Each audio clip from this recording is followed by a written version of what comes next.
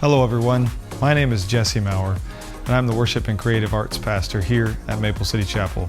I want to welcome you to today's podcast. During today's conversation, we're covering the topic of church trauma, and our lead pastor, Dr. Shetler, sits down with Larry Jennings to hear his powerful story.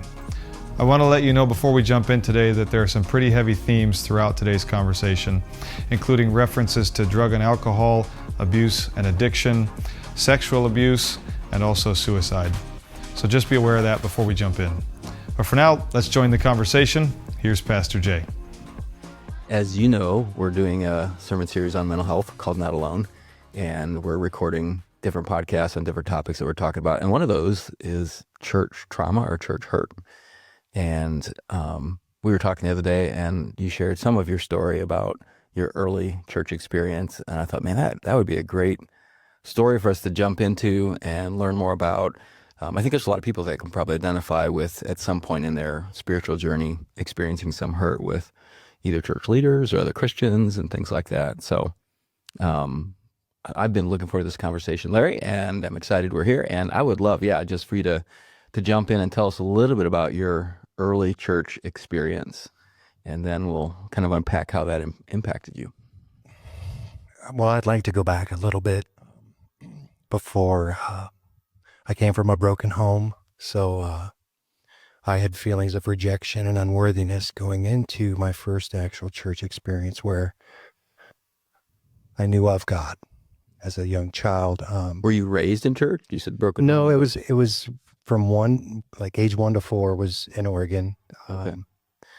Pretty worldly. 4 to 7, we moved from Oregon to Ohio, and for the first time I was around like grandma, grandpa, aunts, uncles, cousins. It felt kind of supported, kind of connected.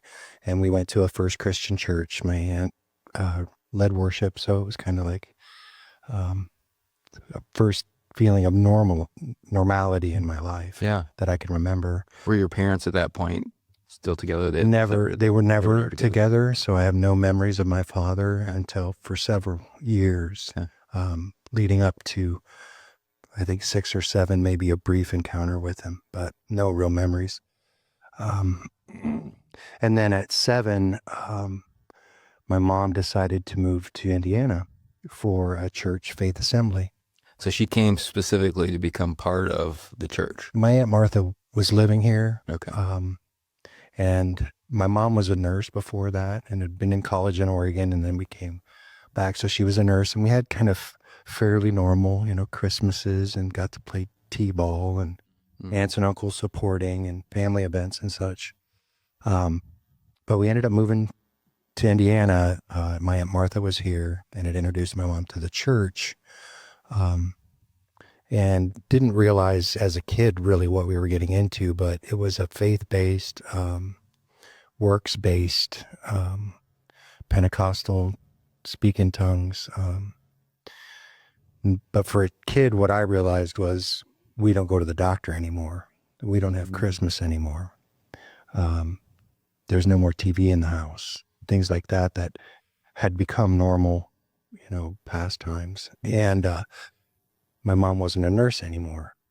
So she went into cleaning homes. We cleaned the building itself and lived right across the field from it. But we were very isolated then. It was very far from any towns, and it was a struggle. Was her not being in nursing connected to the church? Because they were kind of against medical practice. Against medical. But also that opened up her in the church because of her medical background to be midwife, to be end-of-life care, to be trauma care. So anytime something traumatic happened, we were rushed in. And to the point where we would live with people for months as they were dying. So it was a lot of pain and a lot of misery to be around, a lot of fear. So in my mind, I'd been rejected by my earthly father, and my heavenly father was narcissistic. He was conditional love. I had to do this and this and this to get to heaven. So I became a trained narcissist very early. That love came with condition. And that led into my adolescence, where I became a master at manipulation. I became a liar, a thief, And it led to a lot of struggle for me because I had what I found out later was a father wound and father hunger. And much later, half a century later. Yeah. But it led to a lot of trauma. And I fell into a wrong crowd. I looked for anything to alter my feelings, my headspace, my mind, whether that was drugs or pornography or stuff, the high of stealing something, so, and by the time I was 13, I was locked up. Were you still in Indiana at that point? Faith Assembly. Still at Faith Assembly? Still. Do you remember what years you would have been? Because the way I understand, so Faith Assembly was also sometimes referred to as the Glory Barn? Sure. Is that right? Before the Glory Barn had burnt. We started at the tent at Peddler's Village. So I think some people would be interested because this was a local, this is a big deal. Warsaw area, and it got national coverage because of some of the things. Hobart Freeman, I think, was the pastor at the time, and their movement emphasized, like you said, faith healing, and so. And to be clear, not all Pentecostals or charismatic people are against medical things, but this was it was an extreme. They were against medical care, and so the years you would have been there? 78 is when we came to Indiana, so I would have been there for 7 years. So from 78 to 85. Okay. Yeah. 85, 86. He died the year before I got locked up. So when I was 12, he died. Stubbed his toe and got gangrene. Died. Didn't get medical care. Passed away. Yeah. And I went back and did a little digging, but he was actually facing legal charges at that point. He was waiting trial because there were, I think, upwards of 90 deaths. Multiple children too, and a lot of children dying. Yeah. So we were around a lot of that. Wow. It was tough. It was a tough time. They believed that if you had enough faith, you'd be healed. And if you weren't healed, then there must be hidden sin. So, and it was very legalistic and judgmental rather than the love of God reaching out to lift somebody up because of their struggles. They were pushed away because there was hidden sin in their lives. So very isolated, very alone. And then in the public life as a kid going into school, you were separate from that. So you were, bullied a lot because of that faith. So you didn't fit in. You didn't. Were you in public school at the time? Okay. But you couldn't participate in no sports, no Valentine's Day. As a little kid, you're sent to the hall for Valentine's Day. Well, something's wrong with Larry. I already had low self-esteem going into that. Sure. So it affected me greatly. And it left marks that I tried to cover with anything. And I thought that my belief in God was that he had forsaken me. And I was not wanted or I was unworthy. And so I looked to fill those spots in my life with stuff, whether that was physical possessions, drugs, power over somebody, manipulation, whatever. And it led me to doing crime as a youngster and being locked up. And so at 15, part of my parole was that I had to go live with my father in Arizona, who I had never had a relationship with. Wow. And I got out there and found out he was an alcoholic and abusive, physically violent. I kind of I didn't speak on it, but at Faith Assembly as a youngster, I was physically and emotionally abused and then also sexually abused in that too. So there was confusion added in on that and another layer of hurt added into that. Do you mind if I ask you a couple questions about that? I mean, No. That abuse was by someone in the church? Yeah, you have to name an elder of the church, somebody well respected, and it came out. There was, I realized it after some time, but there was just a whole group of young boys into young men that he had affected in that way, and they didn't interact because of the legal troubles they were already, so they didn't want to bring more. So So it was just. So was it a known? Like, did you tell somebody about it? I did. And so I was made to feel unworthy again because what my trauma wasn't worth letting the media know, right? Or the police or press, whoever, any bad press, it would have been bad. So it was brushed under the rug, and he was pushed out of the church and went to another church and did it again. And that church then, I heard, press charges. Okay. So, Wow.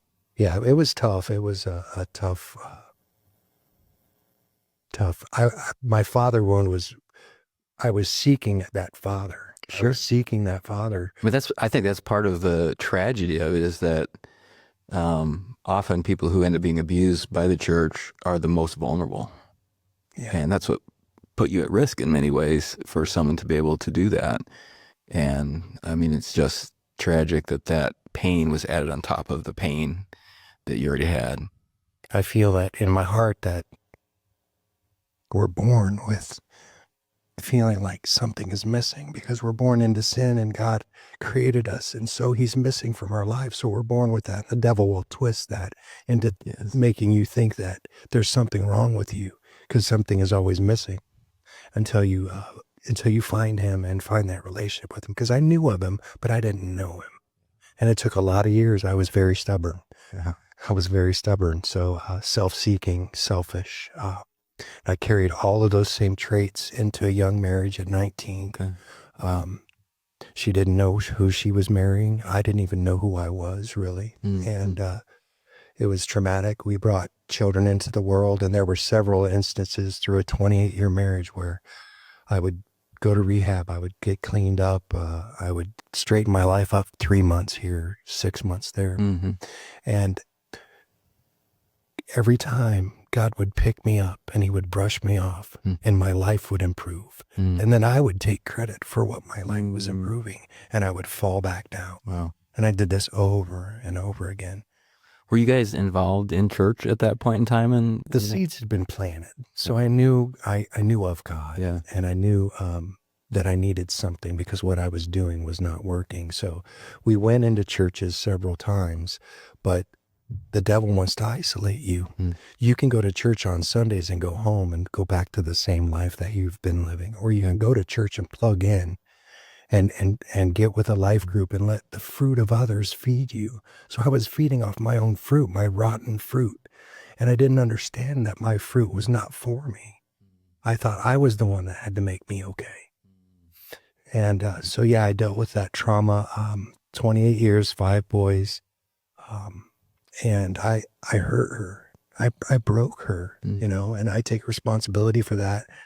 I was unfaithful. I was selfish, self-seeking. I was performance-based. Like my self-worth was based on performance because my whole life was a lie. It was all shadow.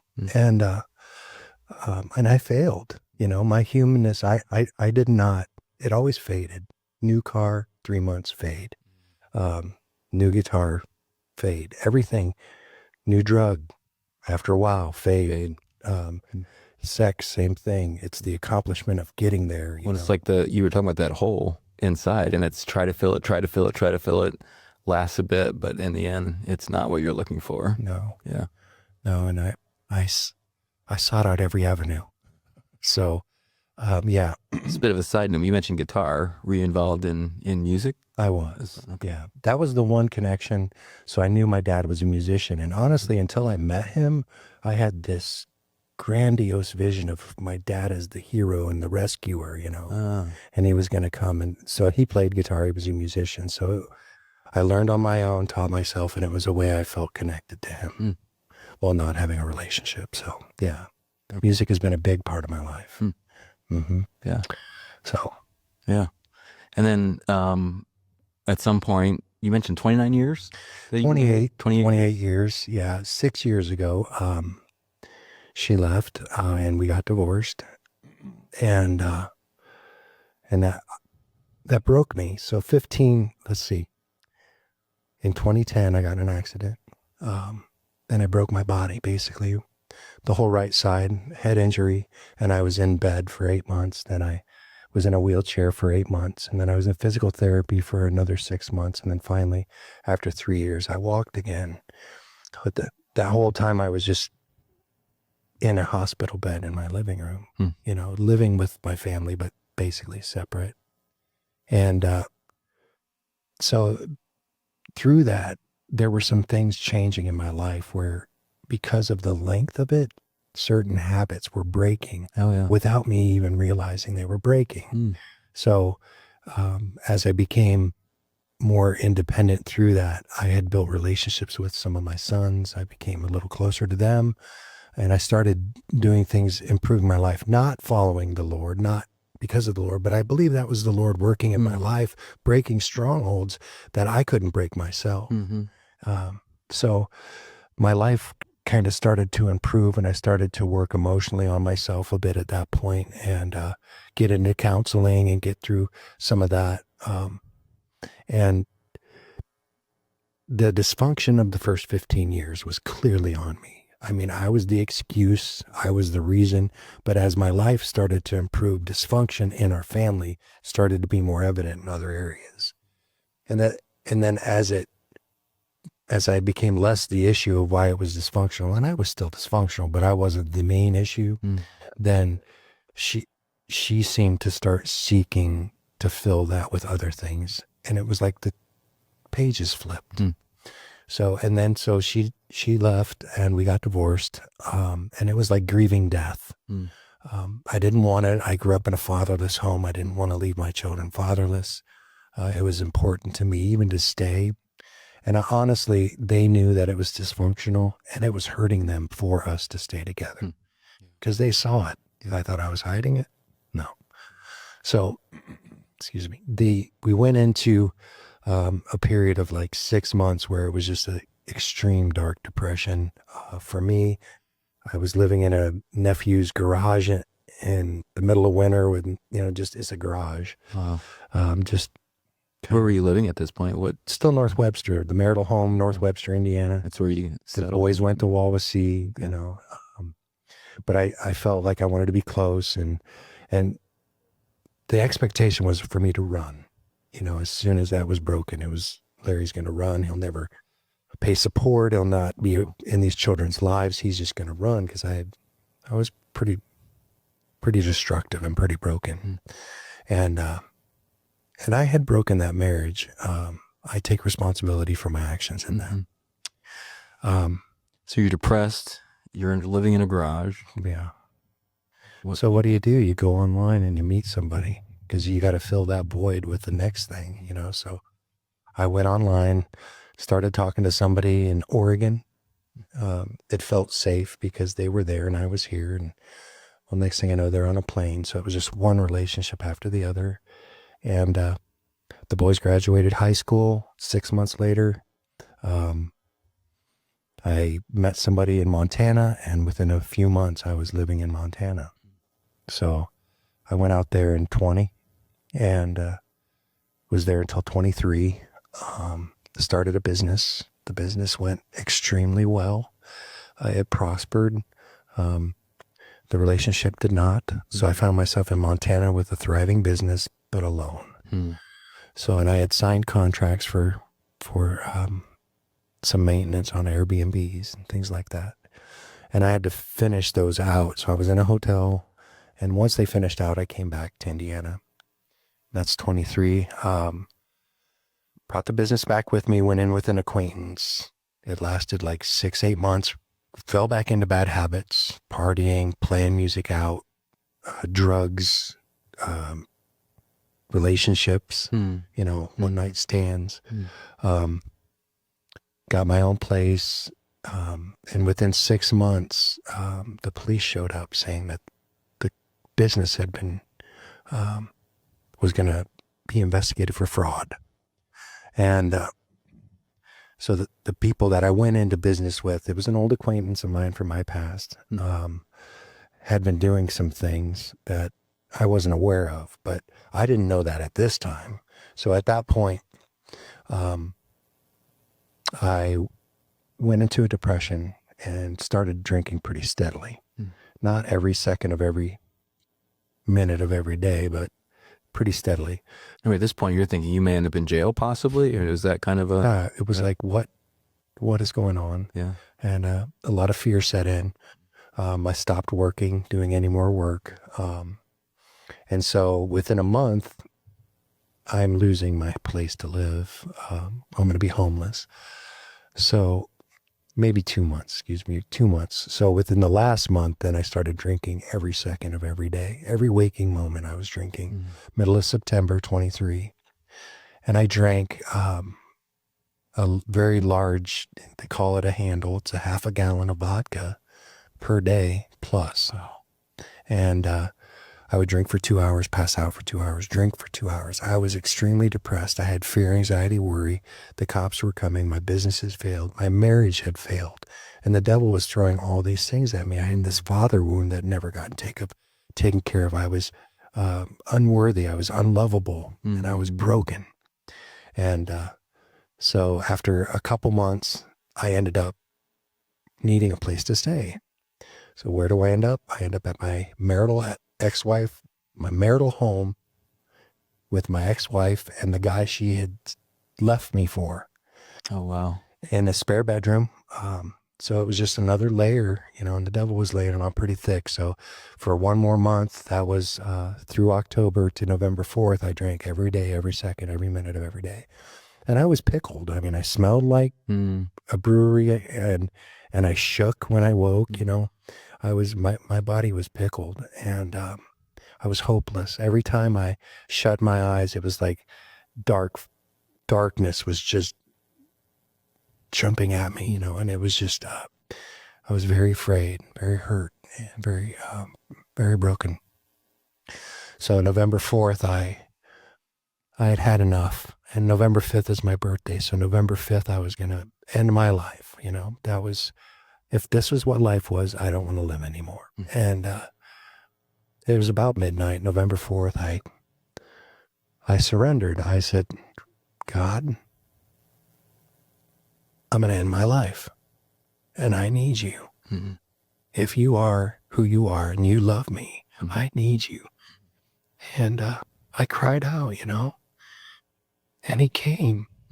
And a peace that I can't explain came over me, a warmth and a healing came over me that just laid me down and put me out like a mother putting her child to sleep and just laid me out. Wow. I hadn't slept 8 hours for months, several months, and I slept 8 hours. And he saved me. He performed a miracle for me. And I think that I needed to be, I was so stubborn and so broken that he had to tear away all those layers and just leave me bare so that he could build me back up. Because I had a fear of the Lord growing up. Like, I'm afraid to go to hell. I'm afraid of the consequences. It was always fear-based on consequences. He was a very angry and mean God. Yeah. And that morning I woke up and I felt this joy and this peace and grace. And I didn't understand them. I was like, what is going on? And I mean, I had tried my whole life to attain that kind of feeling through every means necessary, and nothing ever even came close, or it faded, And he placed on my heart, and through somebody that I met, that because I was like, what now? It was like almost a fear, like, what now? I don't want to leave this place. I don't want to leave your presence. What now? Because I'm performance-based. I get out, I get cleaned up, life starts going good again, and boom, I fall. How is this time different? And he said, you don't know me. He said, you don't know me. Your thoughts of who I am are based on a broken, fallible human person trying to tell you who God is. Wow. And he said, read my words. Read my words. You don't know me. We don't have a relationship. He goes, I want to know you. Read my words. So I went into it. I just pause you there later. I think it's phenomenal that just the way Jesus met you in that moment. And I love the way he talks personally to us. And I think that's encouraging for some people out there to keep pressing in, to know that he wants to have that kind of very personal conversation. He does. And he had that with you. He does. And he does. Yeah. He's still, yeah, for sure. And I've never felt that. And so the fear, my fear of the Lord was the fear of losing that feeling. Yeah. So I was very like, oh, I don't want to, get the wrong job, or I don't want to be pulled over here or pulled over here. Where do you want me to go? And he's just like, read my words. Just read my words. If somebody misquoted scripture to you and you just followed the wrong shepherd, you wouldn't know because you don't know me. He goes, here I am. Yeah. And so I just started reading, and not necessarily like diving in. Like I've gotten to a place now where I have some friends and life groups here that really like to dive in, and I love that. But it was just like boom, boom, boom, boom, 10 hours. And I had been like highly on social media sites with music and performance. So gone. Wow. And just straight up, just wanting to know him and just wanting a relationship with him, and a fear of losing that peace and grace and mercy that he had just immersed me in. Because I mean, I was completely stripped bare. I was completely broken, ready to kill myself. Yeah. Ready that life is this bad and I don't want to live this way anymore. And that's the stubbornness in me. It took half a century, and I had to get to that point where he could say, I'm your foundation. Yeah. I'm what completes you. And that's what he wanted to put in my heart. You're looking at the wrong things to complete you. I am. I am. So I read and I read and I read, and I went through the Bible 3 times from November 5th to December 20th. And he's just answering questions. Like I get to Romans 5. He's like, rejoice in your sufferings. And I'm like, no, are you kidding me? Crazy idea. And he's like, they brought you to me. Oh, wow. Your sufferings are what brought you to my feet. That is what it took for you. And it takes something different for everybody, but that is what it took for me. Because they bring perseverance, and perseverance, character, and character, hope. So, yeah, so he was just answering questions, and I'm just banging through it, bang, bang, bang, bang, just spending time with him every day. And finally, my ex-wife was like, you got to leave. My boyfriend is going to be out of here because my ex-husband is here talking about Jesus all day and cleaning my house. You got to go. So this is December 20th. And so I was like, Lord, where am I going? I don't have any money. I don't have a job. I don't even have prospects. But I don't want to lose this. Where do I go? So I reached out to one of my sons. He's like, yeah, you can sleep on my floor. So I'm a 53-year-old man sleeping on the floor of his 20-year-old son. And yeah, after a couple weeks, his fiance said, you got to find something to do. You got to find a job. What are you doing here? So I threw an app on Indeed and got all these offers to pull me back away from my family and from God, what God was doing in my life. Come back to Montana, come to Kentucky, come to Louisiana, for my skill set. But I wanted to stay, and my body was broken, so I can't do what I'm a brick mason by trade. I can't do that anymore because my body won't handle it. But I was a site superintendent, and that's all the traveling stuff.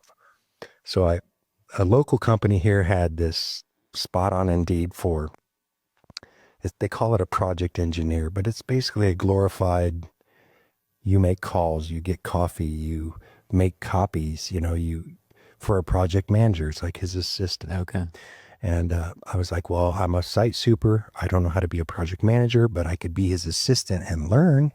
So I put in my resume, and they called me, and I had an interview. And on the way to the interview, the devil's still like, shame, shame, coming, shame. If they know who you are, if they know what you've done, if they know you, they're not going to want you. And God said, if this door is going to be open, it's going to be open. If it's going to be closed, it's going to be closed. But I know who you are. Wow. And so almost turning around, but I'm like, okay, I'm going to go. And I went, and I'm having this interview for the first time for this job. And I'm telling him all these things. I just drank for 40 days straight. I was suicidal. I have this horrible past, and I'm divorced, and I'm homeless, and I'm penniless. And he's like, where do you see yourself in 5 years? I'm surprised I got that far. And I said, I've had stuff, and I've had things, and it's all faded. I just want a closer relationship with the Lord. And he said, you realize we're a Christian company? And I'm like, I had no idea. And these aren't like the normal ways you go into an interview. You want you don't. best You foot. just put your best foot forward, right? This is not exactly that. Yeah, it's not a typical interview. And so it's God working in this interview, And he said, well, why don't you want to be a site super? And I told him my body was broken, and I'm used to being a working site superintendent, but I could be a project manager's assistant and learn that job. And he said, well, let's talk to our general superintendent. So I have a couple more interviews. And needless to say, it got to the point where they're like, how much do you want? And I was like, I want this much. And they're like, well, you're going to make this much. So God didn't just give me the job where I'm supposed to be. He gave me more than I deserved. No works I had done deserved any of that, but he blessed me. And so within 2 weeks, I got my own apartment, which was a miracle in itself. This apartment came open, and I didn't have first and last. I didn't have deposit for electricity, and I had horrible credit because my business had just gone belly up. And it just so happens that through the friend of a family member, they're like, hey, if you give us $500 a week for 2 months, you can have this place. I'm like, bet. So I give them the $500 a week, and I'm in an apartment. Third weekend, I get COVID. Wow. So, and this is like third week into your new job. in my new job, second weekend, I get my first check, $500 You need here. this money, and now you got COVID. No, I've got COVID. So I'm sick. I'm sick for Friday, Saturday, Sunday, Monday, Tuesday. I miss 5 days. And on Wednesday, I come back into work just broke. I'm 53. I've been rough on myself my whole life. Like literally, my insides must be 153. But I'm going to work, and I get there, and the general counsel, the CEO, says the owner wants to see you in his office, and I'm like, I'm fired. Wow. Third weekend, I miss work. Yeah. And I get into his office, and meanwhile, at my apartment, as I'm there, I'm on an air mattress that goes flat, tacos me in every night. I'm fighting my 53-year-old broken bones out of this. I can't imagine. Have nothing else. No dishes, no pots and pans, no table, no sofa, no nothing. I have an air mattress, but I'm thankful, intentionally grateful every day. My power works. There's food in my fridge. I have a fridge. I have a truck that starts and gets me to work. Has no heat. Windows don't roll down. Middle of winter, but it's getting me there. And so intentional gratitude. And God was working on my life to be, thankful for what you do have. And he calls me and he says, are you feeling okay? And I'm like, well, I'm old man bones. COVID. It was pretty rough, but I'm here. And he goes, I'm so glad you're starting to get better. He goes, we heard you got a new apartment. I said, yeah. Told him the same stuff, the taco bed and nothing in it, but it's mine. And it was a direction that I wanted my sons to come live with me because they were in a bad situation. And I'm like, it's perfect. And he goes, hey, put a list together of everything you need. Don't be stingy. Everything you need for that apartment. We want to buy that for you. 3 weeks in, I just missed work, and no works I had done deserved any of that. It was God blessing my life abundantly because I just wanted a relationship with him. That's all I want in my life is a relationship with him. I want him to guide me. He's the thing that doesn't fade in my life. He's the thing that everything else is faded. He never fades. He just gets better and better and better. He says, I want to be what completes you, Larry.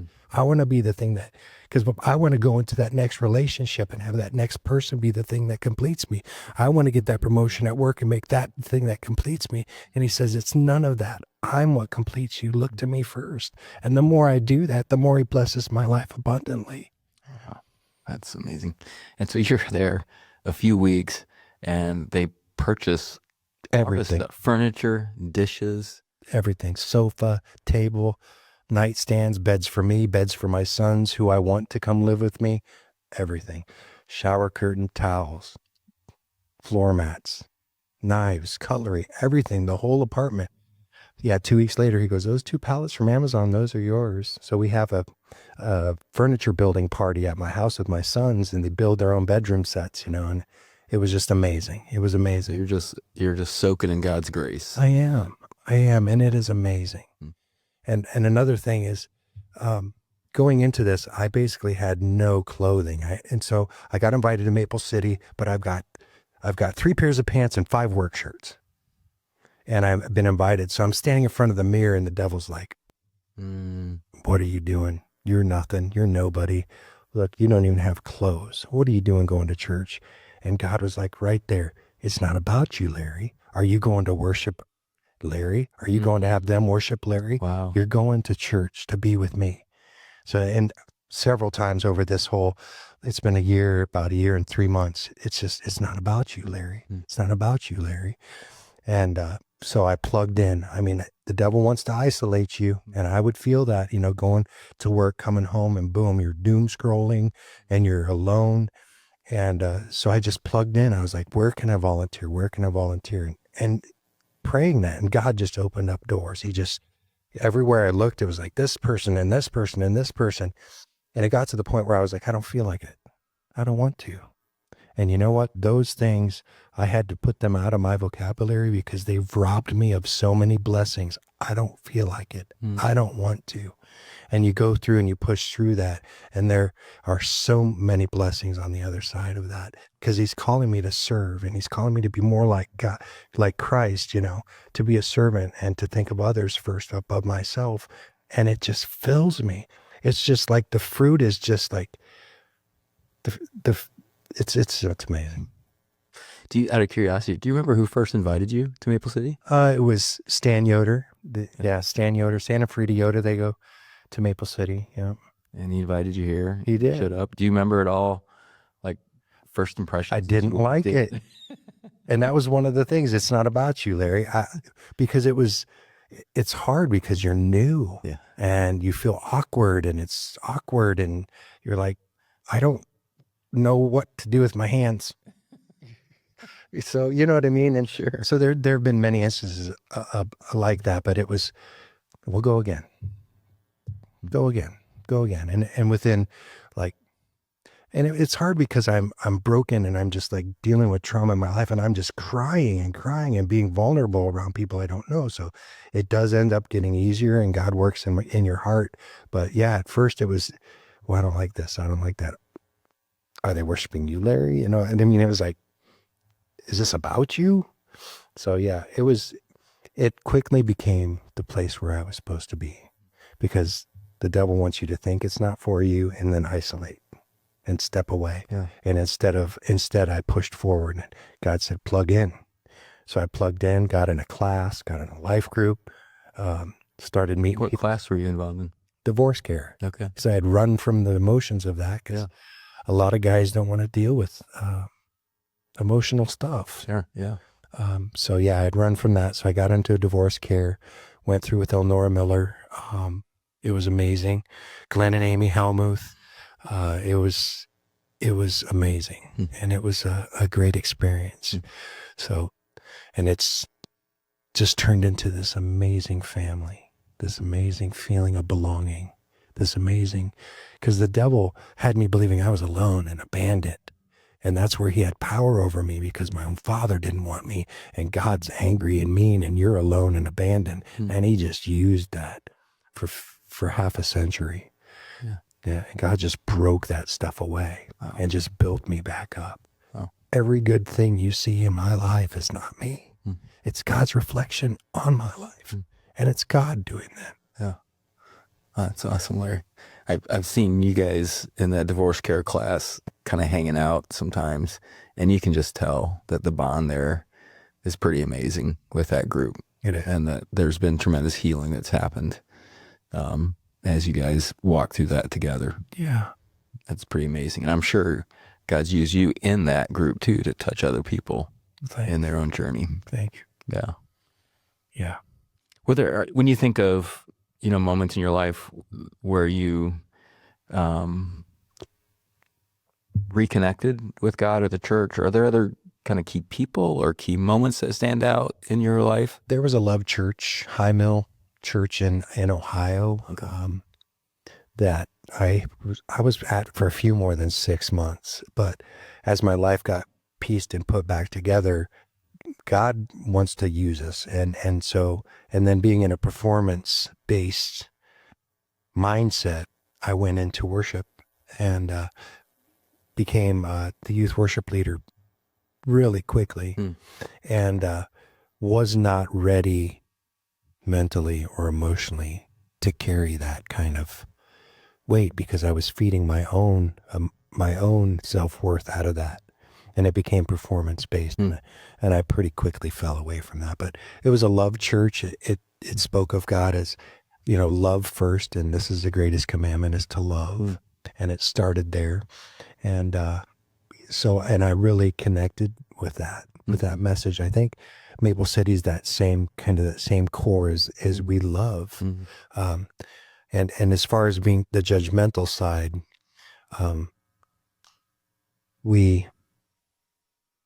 I feel that God convicts our hearts of where we need to change. And it's not just for the whole church to point at every flaw that every person has. Yeah. There's a proper way the Bible talks about coming together as a group and doing it in a way that edifies, not in a way that tears down. So I think that we all struggle. We're all fallen. We're all sinful. And God is working on us and convicting and changing our hearts at the same time. And he has the power to do that. Yeah. That's really well said. I think when I think of what love actually is, part of what love is if you really love someone, you will have sometimes hard conversations with that person. With my kids all the time, if I see something that I think is harmful, I'm going to talk to them about it. It's not just ignoring things that are bad, but that's not out of a sense of judgment. It's out of a sense of, I want the best for you. Okay, I want to see you thrive. I want to see you. And that's God's nature towards us. He loves us, and he shows lots of grace, but he also sometimes challenges us to get us to be in a place where we will thrive. That's right. As best we can. That's right.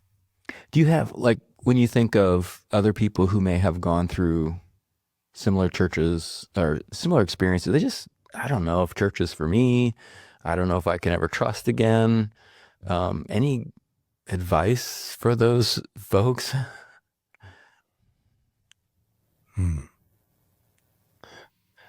I think the key for me is that the devil wants to isolate us and make us feel alone. And if you get to the point where you're tired of being alone and feeling unworthy, God is the only answer, because he never fails and he doesn't lie. All the things that that I as a person was looking for, he loves me. He created me wonderfully, and he never lies and he never fails. That kind of relationship is what anybody strives for in their life with a human connection, but it's right there. And we ignore it because of church hurt and because of things in our lives that separate us, but he's right there. So I think it would be just to lean into the Lord and not look for a man or a human to tell you who he is. There are people that are put in our lives that instruct us and make us, light bulbs like, wow, I never thought of it that way. But they're not God. They're also working through a broken human mind and a sinful nature. Not to say there aren't divine inspired people, and I'm not saying that. But don't look at them for your salvation, for your explanation of what God is. God, it doesn't replace that personal relationship. No. You really had to dig in and get to know who God was. I did, because my whole life it was what man put that view of what God was in my head. Yeah. The devil twisted it, and I believed him. Yeah.